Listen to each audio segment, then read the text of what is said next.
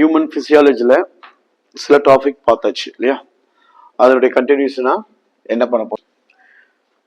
So கழிவுப் பொருட்கள் அகற்றம், இதை தான் வந்து நம்ம இந்த பாடங்களில் பார்க்க போறோம். ஸோ பாடம் வந்து ரொம்ப சின்ன பாடம் தான், பட் இருந்தாலும் கூட கொஸ்டின் வர ஒரு பாடம். இது ரொம்ப சிம்பிளா இருக்கும், பட் கொஸ்டின்ஸ் வந்து ஈஸியாக ஐடென்டிஃபை பண்ணலாம். கொஞ்சம் இம்பார்ட்டன்ட் ஏரியா இருக்குது இதில், அதுல இருந்து கொஸ்டின்ஸ் வந்துடும். ஸோ எக்ஸ்கிரிட்டரி ப்ராடக்ட் அப்படின்னு பார்த்தோம்னா, all kind of organisms like mammals, birds, reptiles, lower organisms, so எல்லா விலங்குகளிலுமே பார்த்தீங்கன்னா உடல்ல இருந்து எக்ஸ்கிரிட்டரி ப்ராடக்ட் வந்து ரிலீஸ் ஆகும். ஸோ அந்த ரிலீஸ் வந்து எப்படி இருக்கும் அப்படின்னா, different modes and different functions. ஒவ்வொரு உயிரிகளிலுமே பார்த்தீங்கன்னா இந்த மாதிரியான முறைகள் மாறும். அதாவது தொகுதி உயிரிகள், இப்போ சீலன்ட்ரேட்டா, நிடேரியா, பிளாட்டிகள் மந்தஸ், சஸ்கல்கள் மந்தஸ், அனலிடா, ஆர்த்ரோபோட்ஸ் அப்படின்னு சொல்லிட்டு பார்த்தோம்னா வெவ்வேறு விலங்குகளுக்கு இடையே இது வந்து மாறுபடும். ஸோ அது எப்படி மாறுபடும் அப்படின்னா, அந்த excretory product that's called as nitrogenous waste material. இந்த நைட்ரோஜனஸ் வேஸ்ட் மெட்டீரியல் வந்து காமனா இருக்காது எல்லாத்துக்கும். அனிமல்ஸ் கொஞ்சம் வேரியேஷன்ஸ் இருக்கும். இதை நம்ம என்ன சொல்றாங்க அப்படின்னா, மோட் ஆஃப் எக்ஸ்கிரீஷன் அப்படின்னு சொல்றாங்க. மோட் ஆஃப் எக்ஸ்கிரீஷன், அதாவது கழிவு நீக்கங்களுடைய வகைகள் இது. அப்போ என்னென்ன வகையான கழிவு நீக்கங்கள் இருக்கும்? சில விலங்குகள் தன்னுடைய கழிவு நீக்க பொருட்கள்ல அதிகப்படியான அளவு அம்மோனியாவை ரிலீஸ் பண்ணும். சில விலங்குகள் வந்து பாத்தீங்கன்னா யூரிக் ஆசிட்டை வந்து ரிலீஸ் பண்ணும். சில விலங்குகள் வந்து பாத்தீங்கன்னா யூரியாவை ரிலீஸ் பண்ணும். ஸோ அப்ப அது அடிப்படையில் இந்த மோட் ஆஃப் எக்ஸ்கிரீஷன் எப்படி வச்சிருக்காங்க அப்படின்னு பாத்தீங்கன்னா, ஒன் இஸ்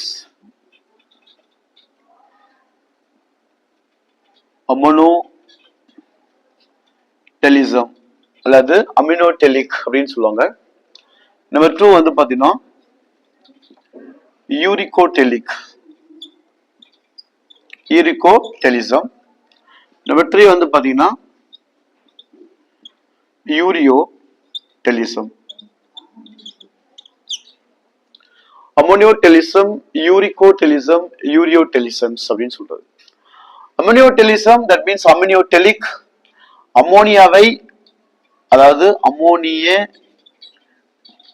கழிவு நீக்கின்னு சொல்றது தமிழ். இத அம்மோனிய கழிவு நீக்கி உயிரினங்கள் அம்மோனியாவை அதிகப்படியான அளவு கழிவுல வந்து வெளியேற்றும். யூரிகோடெலிசம் அப்படின்னா யூரிக் அமிலத்தை வெளியேற்றுதல்.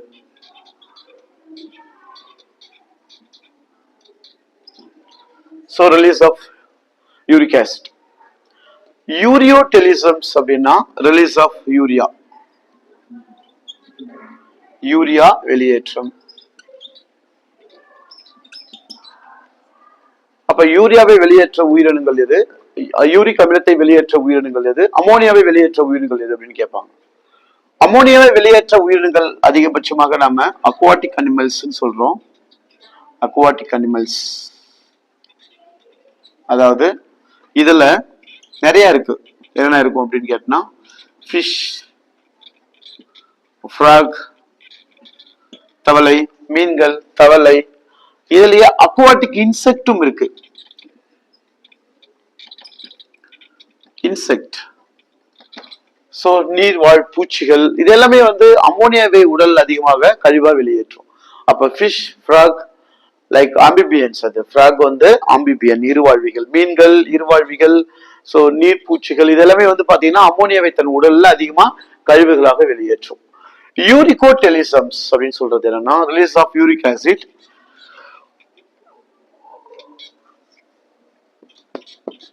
இங்க வந்து பாத்தீங்கன்னா ரெப்டைல்ஸ் நமக்கு தெரியும், ஊர்வன, பரப்பன, அதாவது ஊர்வனம் முக்கியம், இதுல ரொம்ப ரொம்ப முக்கியமா சொல்லுவாங்க. அப்புறம் வந்து பறவைகள் கொடுக்கலாம். டெரஸ்ட்ரியல் ஸ்னைல், அதாவது நிலநத்தைகள் சொல்லுவாங்க. சோ இதெல்லாமே வந்து பாத்தீங்கன்னா belongs to uricotelisms. reptiles, birds and terrestrial snails also the release of uric acid. நம்முடைய உடல்கள்ல அந்த உயிரினங்கள் வந்து யூரிக் அமிலத்தை அதிகமாக வெளியேற்றும். Number 3 யூரியோடெலிசம்ஸ், the release of urea. So இது உங்களுக்கு தெரியும் மேக்சிமம். இப்போ மனிதன் உட்பட அதுதான் வருவாங்க. பாலூட்டிகள், அதாவது மேமல்ஸ், இந்த மாதிரி இருக்கிறது எல்லாமே வந்து பாத்தீங்கன்னா யூரியாவை அதிகமாக வெளியேற்றக்கூடிய உயிரினங்கள். That's mode of excretion. இந்த எக்ஸ்கிரீஷன் வந்து பாத்தீங்கன்னா நான் ஏற்கனவே சொன்ன மாதிரி அந்த கெமிக்கல்ஸும் ஒரே மாதிரி இருக்காது. அதை வெளியேற்ற உறுப்புகளும் எல்லா உயிர்களிலும் ஒரே மாதிரியான உறுப்புகளால கழிவுகள் வெளியேறாது. இதை நம்ம என்ன சொல்றாங்கன்னா excretory organs, type of excretory organs அப்படின்னு நம்ம டாபிக் கொடுக்கலாம். டைப் ஆஃப் எக்ஸ்கிரிட்டரி ஆர்கன்ஸ், கழிவு நீக்க உறுப்புகளினுடைய வகைகளை எடுக்கிறோம். எல்லா உயிரிகளிலும் ஒரே மாதிரி கழிவுகள் இல்லை, நான் ஏற்கனவே சொன்னேன். ஃபார் எக்ஸாம்பிள்ஸ் நம்ம இங்கக்குள்ள சில உயிர்களை வந்து நம்ம இன்க்ளூட் பண்ணிக்கலாம்.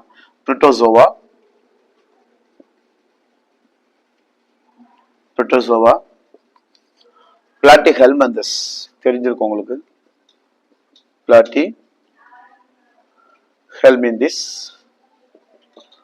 பிளாட்டிஹெல்மின்தஸ், அதுக்கப்புறம் ஹஸ்கல் ஹெல்மின்தஸ்,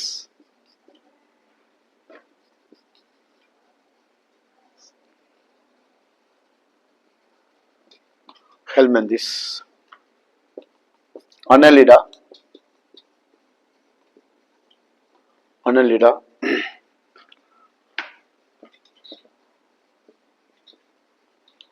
ஆர்த்ரோபோடா. எஸ், இந்த மாதிரி ஒரு எக்ஸாம்பிள்ஸ் வந்து ஒரு 5 கொடுக்கலாமா? ஓகே, எழுதிக்கலாம். இன்னும் கூட இருக்கு நிறைய, இதை முதல் ஃபில் பண்ணிக்கலாம். Protozoa, Platyhelminthes. புரோட்டோசோவான்றது ஒன்றும் இல்லை, முதலில் தோன்றிய உயிர்களை தான் புரோட்டோசோவான்னு சொல்லுவாங்க. இது தமிழ்லையுமே புரோட்டோசோவா அப்படின்னு சொல்றது. பெஸ்ட் எக்ஸாம்பிள் எது சார் புரோட்டோசோவாக்கு அப்படின்னு பாத்தீங்கன்னா நிறைய சொல்லலாம். இருந்தாலும் ஒரு எக்ஸாம்பிள்ஸ் ரொம்ப ஃபேமஸ், தெரியும்னு நினைக்கிறேன். அமீபா. ரொம்ப ஃபேமஸ் வந்து பாத்தீங்கன்னா அமீபா வந்து எப்படி சார் அந்த எக்ஸ்கிரிட்டரி வந்து அந்த கெமிக்கல்ஸை வெளியிடுது அப்படின்னா, அண்ட் த்ரூ கண்ட்ராக்டில் வேக்குவல்ஸ் அப்படின்னு சொல்லுவாங்க. கண்ட்ராக்டில் வேக்குவல்ஸ், சுருங்கும் நுண்குமிழ்கள் மூலமா அந்த கழிவுகளை அது வெளியேற்றும். எதன் மூலமாக வெளியேற்றுது பாருங்க, சுருங்கும் நுண்குமிழ்கள். நுண்குமிழ், கண்ட்ராக்டில் வேக்குவல்ஸ் அப்படின்னு சொல்றது மூலமா அது வெளியேறுது. பிளாட்டிஹெல்மின்தஸ், இதுதான் நம்ம தட்டைப்புழுக்கள் நம்ம சொல்றோம். தட்டைப்புழுக்கள் உங்களுக்கு தெரிஞ்சிருக்கும், ஃப்ளேம் செல்ஸ், தமிழ்ல சுடர் செல்கள் அப்படின்னு சொல்லுவாங்க. சுடர் செல்கள் மூலமா கழிவுகளை இது வெளியே அனுப்புது. அஸ்கல் ஹெல்மின்தஸ், ரெனட் செல் ஆர் ரெனட் கிளாண்ட், தமிழ் இதுக்கு அப்படிதான். ரெனட் சுரபிகள் மூலமாக தன் கழிவுகளை அது வெளியே அனுப்பும். அனலிடா, லைக் வலதுசி புழுக்கள், நெஃப்ரிடியா மூலமா வெளியே அனுப்பும். நெஃப்ரிடியா.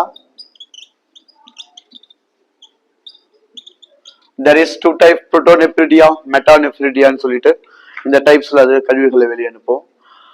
And arthropods தெரிஞ்சிருக்கலாம் உங்களுக்கு, ரொம்ப ஃபெமிலியர். Malpighian tubules,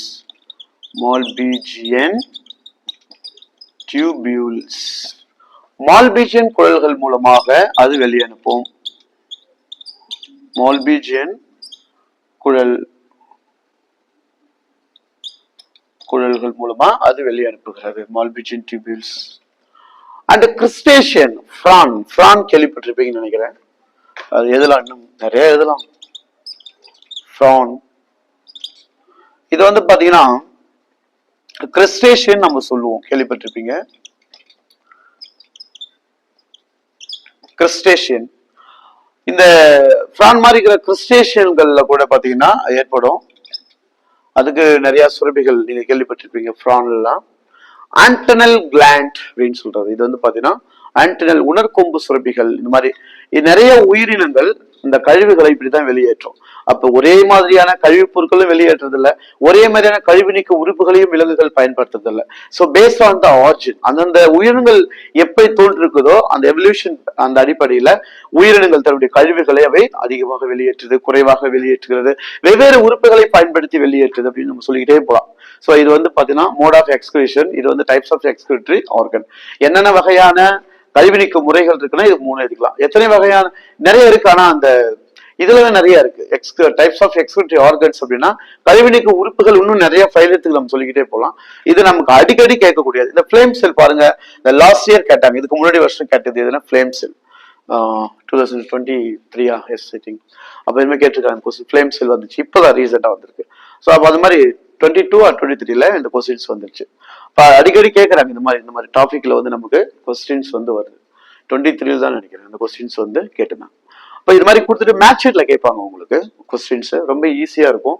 இந்த டாபிக் வந்து 1 by 1 எழுதி வச்சுக்கலாம் நீங்க.